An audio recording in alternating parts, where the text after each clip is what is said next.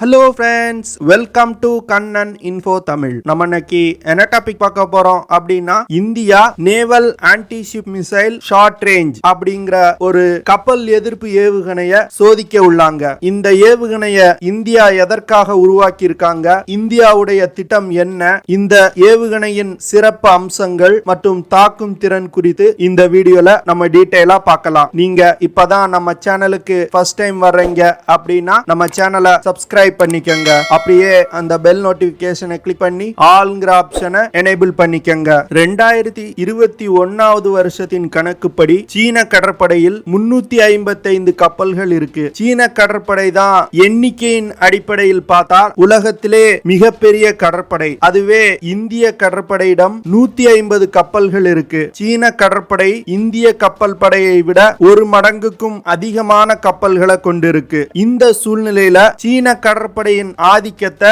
இந்திய பெருங்கடல் பகுதியில எதிர்கொள்ள வேண்டியது இருக்கு. இந்தியா சீன கடற்படை போன்று அதிகமான எண்ணிக்கையில கப்பல்களை உருவாக்கணும் அப்படின்னா அதற்கு பல வருடங்கள் பிடிக்கும். அது மட்டும் இல்லாம சீன கடற்படை ஒரு குளோபல் டாமினன்ஸுக்காக தங்கள் கடற்படையை விரிவுபடுத்தி வர்றாங்க. ஆனா இந்தியா தங்கள் பகுதியை பாதுகாக்கிறதுக்காக கடற்படையை வலிமைப்படுத்தி வர்றாங்க. அதனால சீன கடற்படை போன்று அதிகமான கப்பல்களை இந்தியா உருவாக்க தேவையில்லை. அதற்கு பதிலா இந்திய கடற்படை தங்களோட சீ டினையல் கேப்பபிலிட்டியை அதிகப்படுத்தணும். ஆன்டி ஷிப் மற்றும் ஆன்டி சப்மரின் கேப்பபிலிட்டியை வலிமைப்படுத்தணும். அதற்காக இந்தியா பல முக்கியமான நகர்வுகளை பண்ணி வர்றாங்க. அந்த வகையில இந்தியா 24 MH-60 ரோமியோ ஹெலிகாப்டர்ஸ் வாங்க போறாங்க. இந்த ரோமியோ ஹெலிகாப்டர்கள் உலகின் தலை சிறந்த யூட்டிலிட்டி மேரிடைம் ஹெலிகாப்டர். இந்த ஹெலிகாப்டர்களை கொண்டு anti submarine warfare, anti surface warfare, search and rescue operations மற்றும்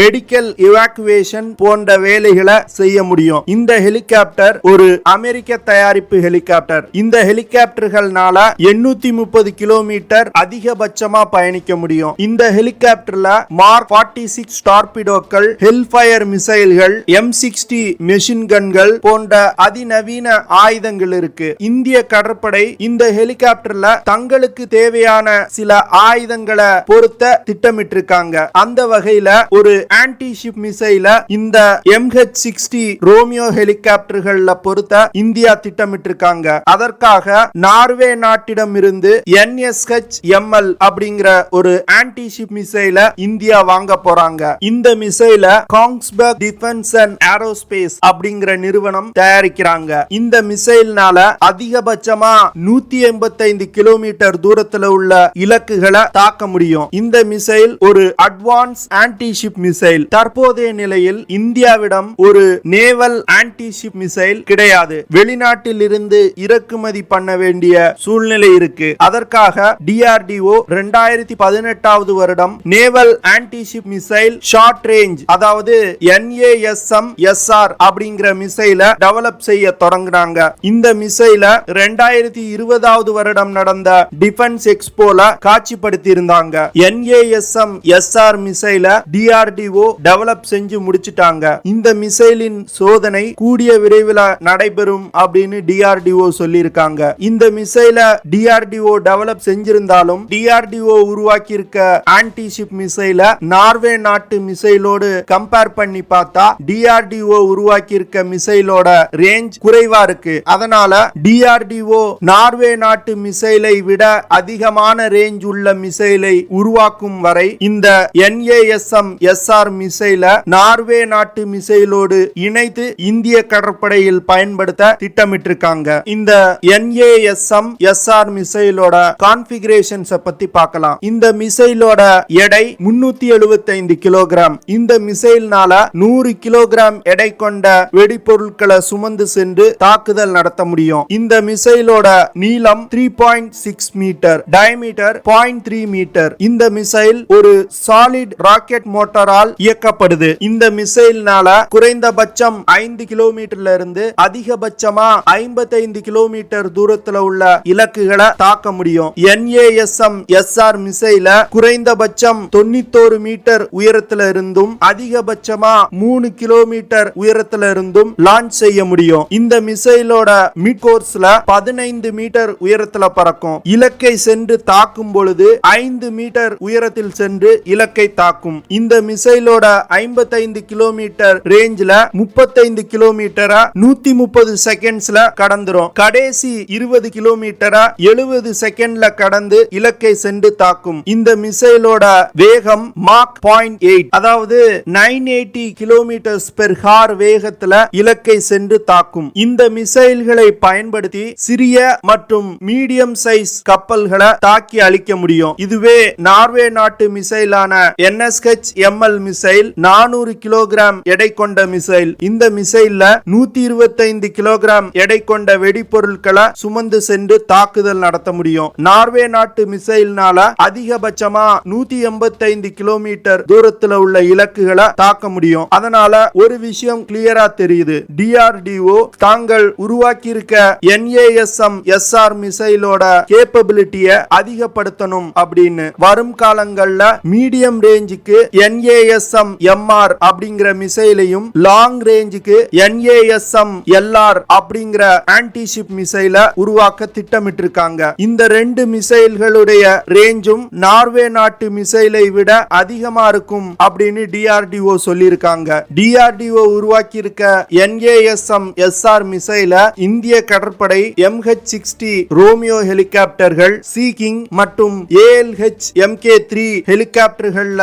இணைத்து பயன்படுத்த திட்டமிட்டிருக்காங்க. இந்திய கடற்படை இதற்கு முன்பு MBDA நிறுவனத்திடமிருந்து சீவெனம் அப்படிங்கிற 25 கிலோமீட்டர் ரேஞ்ச் கொண்ட மிசைல் மற்றும் மாட்டி ER அப்படிங்கிற 100 கிலோமீட்டர் ரேஞ்ச் கொண்ட மிசைலையும் வாங்க திட்டமிட்டிருந்தாங்க. ஆனா DRDO இந்த NASM-SR மிசைல உருவாக்குனதுனால நேவி இந்த மிசைல பயன்படுத்த போறாங்க. இந்த NASM-SR மிசைல்னால சீ ஸ்கிம்மிங் செய்ய முடியும். சீ ஸ்கிம்மிங் அப்படின்னா மிகவும் குறைவான உயரத்துல பறந்து சென்று கப்பல்களை தாக்குவது. அதாவது ஒரு போர்க்கப்பல் அப்படின்னா அதுல அதிநவீன ரடார்கள் இருக்கும். கப்பலை நோக்கி ஒரு மிசைல் வருது அப்படின்னா அந்த ரடார்கள் ஈஸியா அதை கண்டுபிடிச்சிரும். அதனால அந்த ரடார்கள்ல இருந்து தப்பிப்பதற்கு ஆன்டிஷிப் மிசைல்ஸ் எப்பவுமே ரடார்கள் கண்டுபிடிக்க முடியாத மிகவும் குறைவான உயரத்துல பறந்து சென்று கப்பல்களை தாக்கும். அதே போன்று DRDO உருவாக்கி இருக்க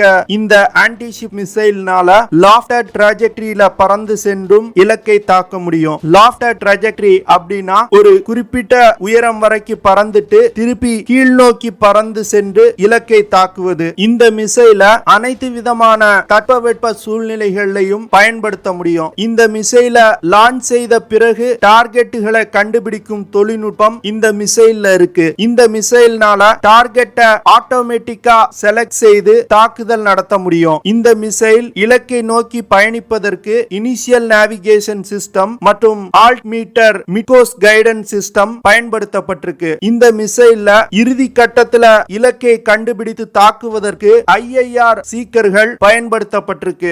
NASM-SR மிசைல்ல 2-வே டேட்டா லிங்க் இருக்கு. இதை பயன்படுத்தி இந்த மிசைல் இலக்கை நோக்கி பயணித்துக் கொண்டிருக்கும் போது இலக்கை தாக்க விடாமலும் தடுக்க முடியும். அதே போன்று டார்கெட்டை சேஞ்ச் செய்ய முடியும். ஒரு இலக்கை நோக்கி பயணித்துக் கொண்டிருக்கும் போதே வேற ஒரு டார்கெட்டை நம்ம சூஸ் பண்ணோம் அப்படின்னா அந்த மிசைல் டார்கெட்டை மாற்றிக்கொண்டு புதிய டார்கெட்டை சென்று தாக்கும். இந்த மிசைல்னால சீ ஸ்கிம்மிங் செய்ய முடியும். இறுதி கட்டத்துல இலக்கை கண்டுபிடித்து தாக்குவதற்கு IIR சீக்கர்கள் இருக்கு. அது மட்டும் இல்லாம 2-வே டேட்டா லிங்க் இருக்கு. இந்த 3 கேப்பபிலிட்டிஸ் இருக்கிறதுனால இந்த மிசைல எந்த ஒரு எலக்ட்ரானிக் வார்ஃபேர் சிஸ்டம் மூலமாகவும் கண்டுபிடிக்கவும் முடியாது, ஜாம் செய்யவும் முடியாது. அதனால இந்த மிசைல் மிகவும் ஒரு ஆபத்தான மிசைல். வரும் காலங்கள்ல சீன கப்பல்களுக்கு எதிராக இந்த மிசைல் அதிகமா பயன்படுத்தப்படும் அப்படின்னு எதிர்பார்க்கப்படுது. இந்தியா என்னதான் தங்களோட ஆன்டிஷிப் ஆன்டி சப்மரின் கேப்பபிலிட்டிய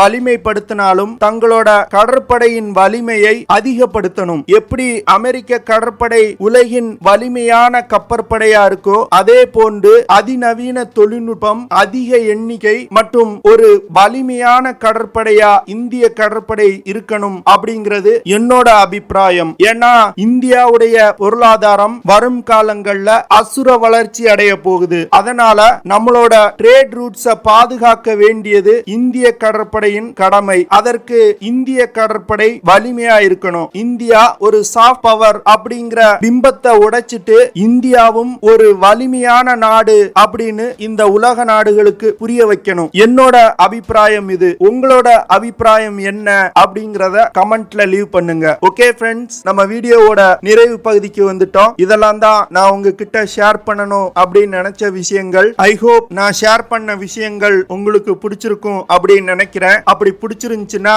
ஷேர் பண்ணுங்க, லைக் பண்ணுங்க, கமெண்ட் பண்ணுங்க. மறக்காம நம்ம சேனலுக்கு சப்ஸ்கிரைப் பண்ணுங்க. அப்படியே அந்த பெல் நோட்டிபிகேஷனை கிளிக் பண்ணி ஆல்ங்கிற ஆப்ஷனை எனேபிள் பண்ணிக்கங்க. See you in the next video. Jai Hind.